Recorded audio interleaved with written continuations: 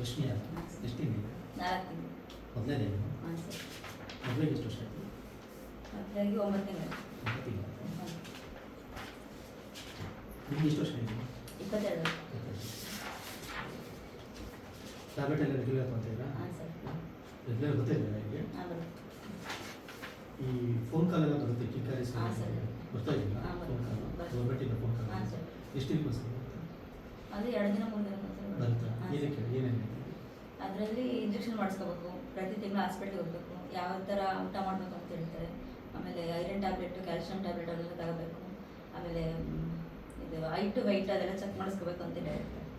ಇದೇ ಊಟ ಏನು ಮಾಡಬೇಕು ಅಂದರೆ ಅದೆಲ್ಲ ಹೇಳ್ತಾರೆ. ಊಟ ಏನು ಮಾಡಬೇಕು, ಕ್ಲೀನಾಗಿರಬೇಕು, ಹಾಂ, ಪೌಷ್ಟಿಕ ಆಹಾರ ಪೌಷ್ಟಿಕ ಆಹಾರ ಸೇವಿಸಬೇಕು, ಆಮೇಲೆ ಆಸ್ಪತ್ರೆಗೆ ಡೆಲಿವರಿ ಮಾಡಬೇಕು, ಹಾಂ. ಅವೆಲ್ಲ ಹೇಳ್ತಾರೆ. ಹಾಂ ಹೇಳ್ತಾರೆ.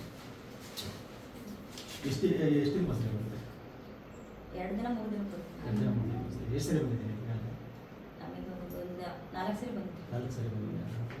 ಎಷ್ಟೊತ್ತು ಮಾತಾಡ್ತಾರೆ? ಒಂದು 5 ಸೆಕೆಂಡ್ ಮಾತಾಡ್ತಾರೆ. 5 ಸೆಕೆಂಡ್ ಮಾತಾಡ್ತಾರೆ.